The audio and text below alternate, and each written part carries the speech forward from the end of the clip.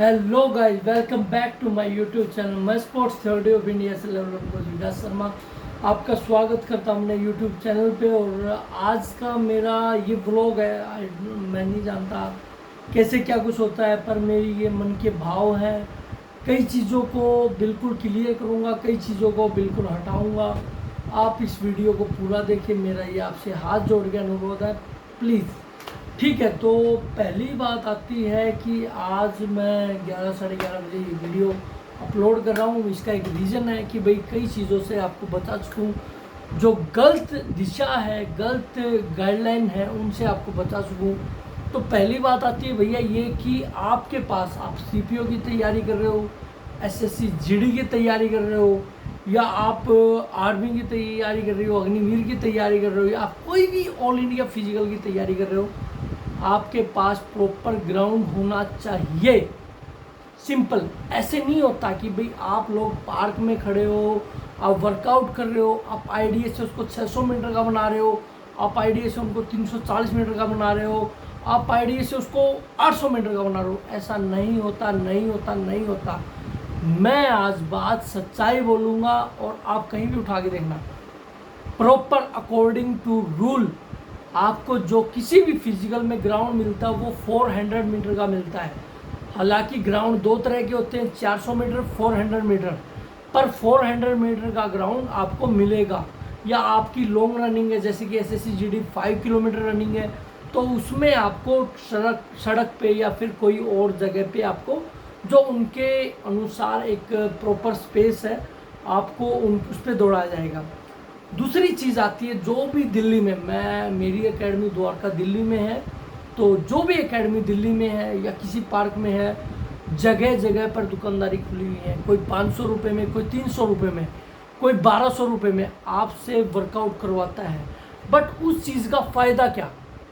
अब मेरी मेन बात पे आओ, उस चीज़ का फ़ायदा क्या जिसको आपसे 0% बेनिफिट हो, आपका फिजिकल क्लियर ना हो, आप डाउट में हो। मेन चीज़ होना ना होना नहीं होती, मेन चीज़ होती डाउट। अगर आपको फिजिकल के लास्ट दिन भी ये डाउट है कि मैं पूरा दौड़ा हूँ या नहीं दौड़ा हूँ, मैंने हाई जंप किया है नहीं किया है, मैं जो 100 मीटर मैंने लगाई है वो प्रॉपर टाइमिंग के साथ है या नहीं है, तो उस चीज़ का कोई फ़ायदा नहीं। 0/0 नंबर है उस चीज़ के। तो पहली बात तो ये, आप जिस भी स्पेस पे वर्कआउट कर रहे हो आपके पास प्रॉपर ग्राउंड होना चाहिए। फिर आती है दूसरी बात, जो भी भैया लोग आजकल पार्क में वर्कआउट करवा रहे हैं, किसी रोड पे वर्कआउट करवा रहे हो, बिल्कुल मत फंसिए, बिल्कुल मत फंसिए। ज़िंदगी के साथ खिलवाड़ हो रहा, आपकी ज़िंदगी के साथ खिलवाड़ हो रहा। किसी ने एसएससी जीडी का फिजिकल क्लियर कर रखा है, किसी ने कोई फिजिकल क्लियर रखा है, और वो विशल लेके आज सिटी बजा रहा है, वो कोच बना हुआ है। कोच का जो दायित्व होता है, जो उसकी एक रिस्पॉन्सिबिलिटी होती है, वो एक बहुत बड़ी रिस्पॉन्सिबिलिटी होती है। उसको उसका इतना अहदा होता है जितना एक माँ बाप का अहदा होता है। एक जो प्रॉब्लम होती है, जो लेडीज़ प्रॉब्लम होती है, वो एक लड़की वो अपने माँ बाप के साथ शेयर करती है या अपने कोच के साथ शेयर करती है। तो आप ऐसे किसी भी अनपढ़ भैया के हाथों में, किसी भी ऐसे अनपढ़ फौजी अंकल के हाथों में ना दें जिसको 0/0 का ज्ञान हो उस चीज़ के बारे में। आप अपने नियर बाई किसी भी प्रोफेशनल कोच, जो कि एथलेटिक्स में वैसे तो मल्टी गेम्स बहुत सारे गेम होते हैं, 24-25 इवेंट होते हैं, जिसमें ट्रैक एंड फील्ड के इवेंट आते हैं, थ्रो के इवेंट आते हैं। पर जो एक NSIS साई, ये आप कैप देख रहे होगे, Sai sports authority of India, ये ऐसे नहीं है, ये खरीदी हुई चीज़ नहीं है, कमाई हुई चीज़ है, ये ऐसे नहीं मिलती। आप लोग जब उस पटियाला के अंदर, जब उस बेंगलोर के अंदर, जब उस कोलकाता के अंदर साई के बाहर जाओगे, तो आप लोगों को अंदर तक भी नहीं घुसने दिया जाएगा। क्यों? क्योंकि आप लोग उसके लायक नहीं हो, आप लोग उसके लायक नहीं हो, और आप उस आदमी के साथ वर्कआउट कर रहे हो जो आपको कोई मतलब नहीं बनता उस चीज़ का। तो वो बहुत गहरी बात है। मैं आपको एक ही चीज़ बताना चाहता हूँ, आप जहाँ भी वर्कआउट कर रहे हो आपके पास प्रॉपर स्पेस हो, प्रॉपर पैमाइश का स्पेस हो। पैमाइश से भी ये मतलब नहीं कि बाइक से लेके सड़क पे माप दिया, नहीं रे, नहीं। आप पढ़े लिखे आदमी हो यार, आप किस दुनिया में जी रहे हो? मेरे को तो सोचने पे बहुत बहुत शर्म आती है ये चीज़ सोचने पे कि भाई आप किस दुनिया में जी रहे हो। आप 5G के ज़माने में, और आप ऐसे आदमी के हाथों में आपने अपना जीवन सौंप रखा है जिस आदमी को खेल से कोई लेना देना नहीं है, खेल से कोई लेना देना ही नहीं है, और आप वहाँ पे वर्कआउट कर रहे हो, आप वहाँ पे वर्कआउट कर रहे हो, आप वहाँ पे प्रैक्टिस कर रहे हो, आप वहाँ पे अपने आप को दिखा रहे हो। नहीं, मत करो। एक इंजरी आपकी ज़िंदगी ख़राब कर सकती है। यहाँ पे मैं ये बात नहीं कह रहा हूँ कि भैया आपका फिजिकल क्लियर होगा, नहीं क्लियर होगा। मेरे को शर्म आती है अपने आप पे कि मैं ऐसी चीज़ों की तैयारी करता हूँ। मैं उस जगह से पढ़ा हुआ हूँ जहाँ पे आपको अंदर तक भी घुसने नहीं दिया जाएगा। मेरे को शर्म आती है ये चीज़ सोच के कि मैं एक फिजिकल की तैयारी करता हूँ। मेरा इससे कोई वायलेंस नहीं है। आज तक मेरे पास से जितने बच्चे निकले हैं भाई, 50 निकले हैं, 100 निकले हैं, आई डोंट नो, बट मेरे वो किसी काम के नहीं आए। उन लोगों को आज तक फ़ोन भी मेरा उठाना ठीक नहीं समझा है। मेरे ग्राउंड के बाहर से बच्चों की बाइक की दिल्ली पुलिस उठा के लेके जाती है। जो एक बच्चा मेहनत करने आता है, जो एक बच्चा फिजिकल करने आता है, मैं उनको कॉल करके ये नहीं बोल सकता कि भैया आपके ग्राउंड से ऐसे बच्चों को की बाइक उठा के ले जा रही है। आप एक फ़ोन करके ये कह दो कि सर प्लीज़ मेहनत करने वाला लड़के, चलो छोड़ो यार, फिर मैं कह रहा हूँ, फिर गहराई में जा रहा हूँ। मैं उस चीज़ों से कोई मतलब नहीं है। मैं आपको एक बात बताना चाह रहा हूँ, अपने आप को भैया इंजरी से बचाओ। अपने आप को ऐसे, अपने आप के जीवन को ऐसे सही आदमी के हाथ में सौंपो जिसको इस चीज़ का पूर्णतः ज्ञान हो। आप ऐसे मत फंसो फलानी एकेडमी, ये एकेडमी। अरे आज से पहले भैया एकेडमी नहीं होती थी, तब फिजिकल नहीं होते थे क्या? तब आपके बाप दादाओं ने फिजिकल नहीं किए थे क्या? किए थे ना। तो आप इस चीज़ को समझो और कृपया मेरी बात को ध्यान में रखो और इस वीडियो को पूरा देखो, और जो चीज़ मैंने बोली है आप उस चीज़ को पूरा गौर से सुनो और उस चीज़ पे अमल करो। बातें कही कही होती है, बातें सुनी सुनाई होती हैं। और कल मैं एक और वीडियो डालूंगा जो मेरे ग्राउंड की होगी, उसमें आपको प्रॉपर किस तरह से वर्कआउट होता है, किस तरह से जंप होता है, किस तरह से हम टाइमिंग लेते हैं। भाई जो बच्चे रह भी जाते हैं हम किस तरह से उनका हौसला ही बढ़ाते हैं। एक होता है हारना और एक होता है आत्मसमर्पण करना। हमारे को हारना मंजूर है, ना कि आत्मसमर्पण करना मंजूर है।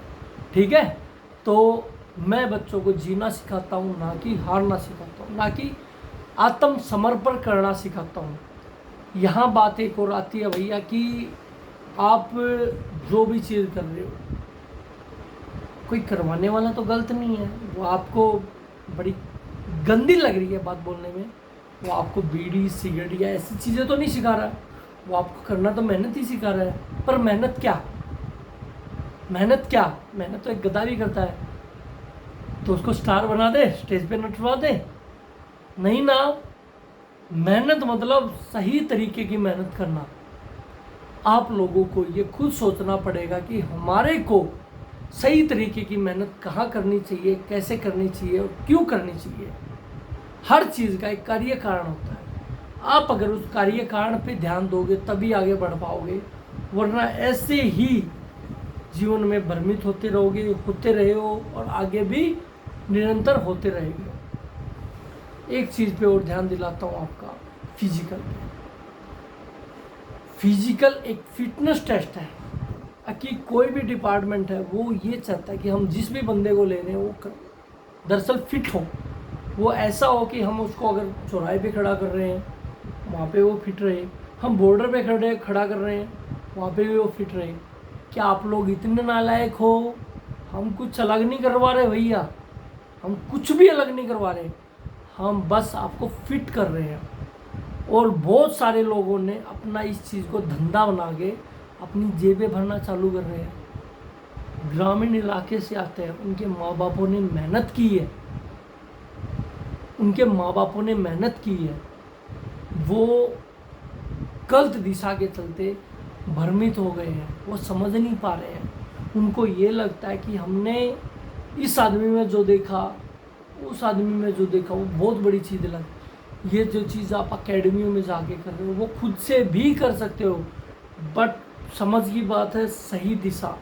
आपको सही दिशा कौन दिखा रहा है? आप प्रॉपर उस चीज़ पे काम कितना कर रहे हो, वो चीज़ मायने रखती है। आजकल के माहौल में हमारे को पहली बात तो ऐसा कोई स्पेस नहीं मिल पाता कि जहाँ पे हम ढंग से वर्कआउट कर सकें। अगर स्पेस मिलता, स्पेस के नाम पे क्या मिलते हैं, फ्री के पार्क, और उस पार्क में वो जो घिसे पिटे अंकल लोग हैं जो वॉकिंग करते हैं, आपका अगर दौड़ते हुए हल्का सा कंधा भी लग गया तो वो आपको माँ बहन की गालियाँ सिखाते हैं। थू है आपकी ऐसी ज़िंदगी में साला, जो आप ऐसी चीज़ों को फेस कर रहे हो। गलती आप लोगों की नहीं है, गलती ऐसे आदमियों की नहीं है जो इस चीज़ को बढ़ावा दे रहे हैं। आप ऐसे पार्कों से बचो, आप ऐसी जगहों से बचो जो आपको ये काम करने में मंजूर कर रही है। अपने आसपास कोई ऐसे शिक्षित आदमी को ढूंढो जो आपको सही दिशा दे सके, जो आपको निरंतर आगे बढ़ने की प्रेरणा दे सके। आप जीतते हो तब भी, आप हारते हो तब भी आपको सही तरीके की बातें बता सके। इसी बात को मैं पूरा करते हुए इस वीडियो को बंद कर रहा हूँ। कल मैं एक और वीडियो लेके आ रहा हूँ, जो वीडियो प्रॉपर एक फिजिकल की होगी। अभी करंट में ये छोटी सी चीज़ चल रही है CPO, मेरे लिए वो बिल्कुल ना मात्र की चीज़ है। हालांकि जो उस चीज़ को क्वालिफाई करते हो पढ़े लिखे बंदे हैं, ऐसे कोई घोड़ा छाप बंदे नहीं है कि भाई वो खड़ी कहीं से भी आगे बहुत मेहनत करके बंदे आए हुए हैं। पर मेरा मानना ये है, आज के टाइम आप किसी को 1 रुपया भीख ना दो, पर उस बंदे को एक सही दिशा दे दो, तो आपने एक बहुत अच्छा काम कर लिया। तो कुल मिला के बात यहाँ पे आती है कि आप जो भी चीज़ कर रहे हो, जिस भी आदमी के आप हाथ में आपने अपना जीवन दे रखा है, आप उस आदमी को समझो, वो कैसा आदमी है, वो क्या करवा रहा है, वो किस जगह पे क्या करवा रहा है। आप यहाँ पे पैसे को मत देखो, वो 200 रुपये ले रहा है, वो 400 रुपये ले रहा है, वो 600 रुपये ले रहा है, कचरा बिल्कुल, कोई फ़ायदा नहीं उस चीज़ का। तो आप लोग कल एक वीडियो देखोगे जो कि बहुत ही अच्छी होगी, प्रॉपर फिजिकल की होगी। कैसे मैं एक एक चीज़ बताऊंगा, आधे घंटे की वीडियो होगी, 1 घंटे की वीडियो होगी, मैटर नहीं रखता उस चीज़ को, पर आप पूरी चीज़ें देखोगे तो आपको बड़ा अच्छा लगेगा और अपने आप को संभाल पाओगे और अपने आप पे काम कर पाओगे। और दूसरी बात ये आती है कि हमने हमारी academy soldier sports and defence academy ने बच्चों को ऐसा माहौल दिया है, दिल्ली में प्राइवेट में किसी एकेडमी ने वो माहौल नहीं दिया।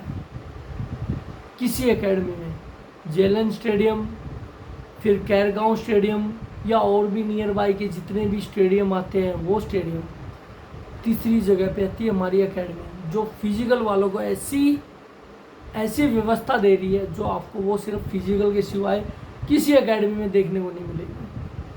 आप एक बार आओ, विजिट करो, 1-2 दिन की ट्रायल क्लास लो और आप सही क्या है गलत क्या है उस पर निर्णय लो और अपने जीवन को आगे बढ़ाओ।